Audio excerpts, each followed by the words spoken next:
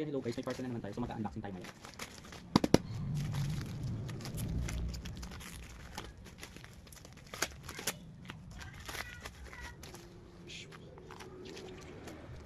Ayan. Oh, may ano siya.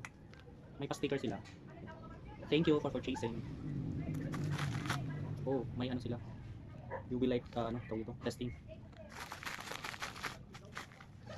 Wala na, yun lang yung PVC. Tapos may puna sila. Here, buksan natin. Wow, so nice. Maganda siya. Quality, super nice.